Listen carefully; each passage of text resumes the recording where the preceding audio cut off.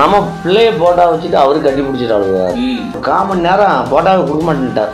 அதாவது அவர் என்ன நினைக்கிறாரு, என் செல்லத்துக்கெல்லாம் இழந்துட்டுனே, அதுதான் அவர் இன்னும் மனநிலையிலிருந்து வெளியே வரல. என் செல்லத்துக்குள்ள இழந்துட்டுனே அப்படிங்கிற வார்த்தை தான் வராது.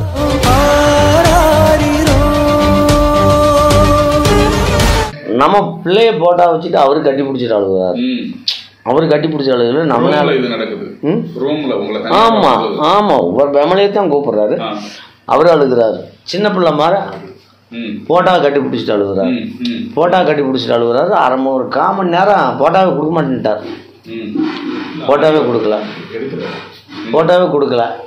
அப்புறம் திருப்பி நான் தான் பிடிங்க விடுங்க சார் போட்டா விடணும்னு. அப்புறம் முடியாத சூழ்நிலை காலை கூட பிடிக்க அந்த மாதிரி சொல்லுங்க.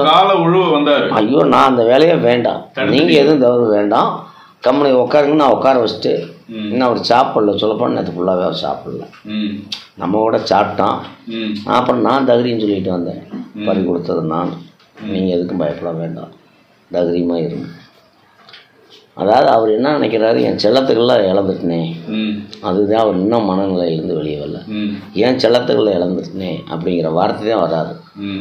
அதாவது உண்மைதான். இப்போ அந்த பையனுக்கு என்ன தெரியும், அவன் விஜய் ரசிகருங்கிறான்.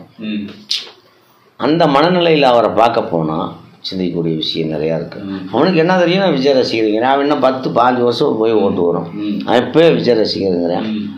அப்போ நம்மளவே நம்ம பிள்ளை வருஷம் மாற வச்சிருச்சா இல்லையா, அந்த ஆறுதல் விஜய்க்கு நான் சொல்லிட்டு வந்திருக்கேன். எங்கள் ஆறுதல் இருக்கும், பயப்பட வேண்டாம். அதாவது நீங்க போய் அவருக்கு ஆறுதல் சொல்லிட்டு வர நிலைமை இருந்துச்சு. நீங்க போய் அவருக்கு ஆறுதல். ஆமாம், மனசை விட்டு இதுலேருந்து வெளியே வாங்க, இதுலேருந்து மீண்டு வாங்க. உங்களுக்கு அவர் ரொம்ப உடஞ்சி போயிருந்தாரோ, கண்ணீர் வருதுங்க. அவர் பாட்டுக்கு எதை பார்த்தாலும் ஒரு இதான மாதிரியே இருக்காருங்க. சும்மா ஒரு மனுஷன் நம்ம அது இது 1000 பேர் சொல்லுவாங்க, நான் ஏற்றுக்க தயார் இல்லை.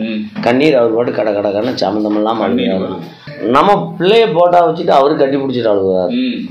அவரு கட்டி பிடிச்ச அழுகுல நம்மளால இது நடக்குது. ஆமா ஆமா, ஒவ்வொரு ஃபேமிலியை தான் கூப்பிடுறாரு. அவரு அழுகுறாரு. சின்ன பிள்ளை மாதிரி போட்டாவை கட்டி பிடிச்சிட்டு அழுகுறாரு. போட்டா கட்டி பிடிச்சிட்டு அழுகுறாரு. 1/4 மணி நேரம் போட்டாவை கொடுக்க மாட்டேன்ட்டார். போட்டாவே கொடுக்கல. அப்புறம் திருப்பி நான் தான் பிடிங்க விடுங்க சார் போட்டா விடணும்னு. அப்புறம் முடியாத சூழ்நிலை காலை கூட பிடிக்க அந்த மாதிரி சொல்லுங்க. ஐயோ நான் அந்த வேலையே வேண்டாம், நீங்கள் எதுவும் தவறு வேண்டாம், கம்பெனி உட்காருங்க, நான் உட்கார வச்சுட்டு இன்னும் அவர் சாப்பிடல. சொல்லப்போனால் நேற்று ஃபுல்லாகவே அவர் சாப்பிடல. நம்ம கூட சாப்பிட்டான். அப்புறம் நான் தகுதின்னு சொல்லிட்டு வந்தேன். பறி கொடுத்தது நான். நீங்கள் எதுக்கும் பயப்பட வேண்டாம், தைரியமாக இருங்க.